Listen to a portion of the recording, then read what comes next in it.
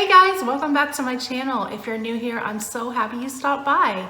So today I'm going to be doing a complete review on this Miss Jones Keto and Paleo Brownie Mix. Now we got this at Costco last week on sale for $10.99, normally $12.99, and we're going to see if it looks and tastes as good as the picture on the box.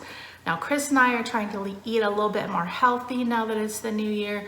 We're trying to watch our sugars. So since this is sugar-free, we thought we'd give it a try. So let's get baking. So I wanted to go ahead and show you guys what the front of the box looks like.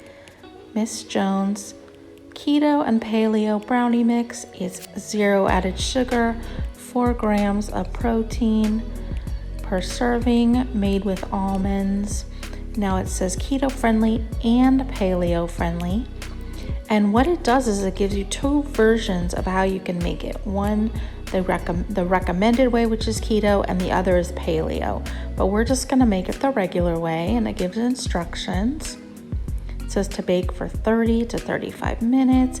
It gives a little history about Miss Jones. And then when you open up the box, it has 3 packages. So it can make 3 square pans of brownies. And you're gonna need a 1/2 cup of melted butter, 2 eggs, and a 1/4 cup of milk, and a packet of the mix. So I just went ahead and melted the butter in the mixing bowl. I added my 2 eggs,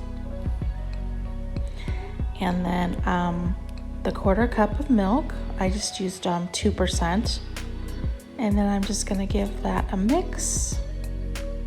I find if you mix these ingredients first, it's easier to work in the dry.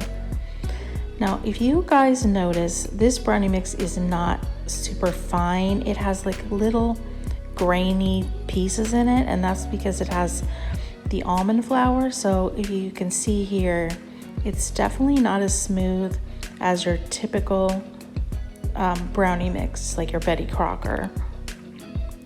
So that's what it looks like when it's all mixed up. And then it says to grease a pan or use parchment paper. I always like to use parchment paper. Now I decided to do part of it with some chopped pecans, just to give it a little different contrast and flavor.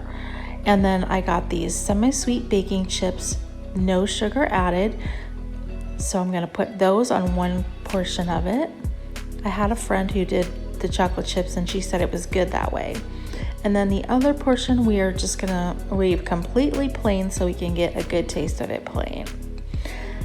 And now here are the ingredients, and I was kind of impressed that it didn't have too many ingredients. I think it's only 7 ingredients. So, and if you look at a normal box of brownie mix, it has like 20.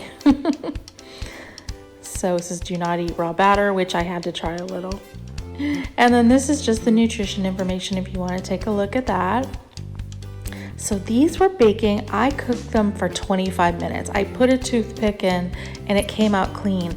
I hate overbaked brownies and I didn't want them to be dry or anything. So definitely if you get these, check it at 25 minutes, even though the instructions say 30 minutes. And this is how they look. So I did cut into them after they cooled, and they did have a tendency to crumble a little bit when I was cutting them, but overall they cut pretty well. And then this is how they look on the plate. So now stay tuned right now because I'm going to give them a taste test. Okay guys, so it's time for the taste test, and I'm gonna give you my honest opinion, and I'm gonna try a little piece of each kind. One of the plain, one of the with the chocolate chips, and one with the nuts. Now I will tell you, they are not a true brownie consistency. They're more like a cake. And they did kind of want to crumble apart a little bit when I was cutting them. But once I did this, it doesn't crumble. So this is just the plain one.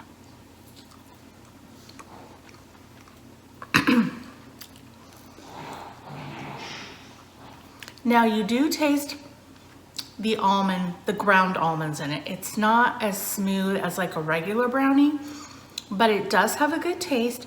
It doesn't have like a funny aftertaste of like stevia or something. It's really good as far as the taste. The texture though is not really like a true brownie. So now let's go ahead and try the ones with the chocolate chips. Now with those chocolate chips on top, it definitely made it taste more chocolatey. So I would recommend, if you're gonna buy this, maybe sprinkle some of the sugar-free chocolate chips on top. Okay, and then now we're gonna try the one with the pecans.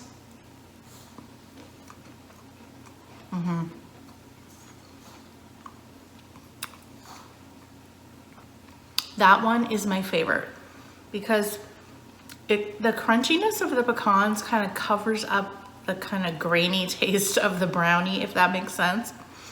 So that one would be my definite favorite. So all in all, 1 to 10, what am I gonna rate this? I'm gonna give it a 7. Would I buy this again? Probably not. But when you need like some sweet fix, you know, like cookies or brownies, and you're trying to, you know, watch your carbs, I think this is a great option. It was a little bit pricey.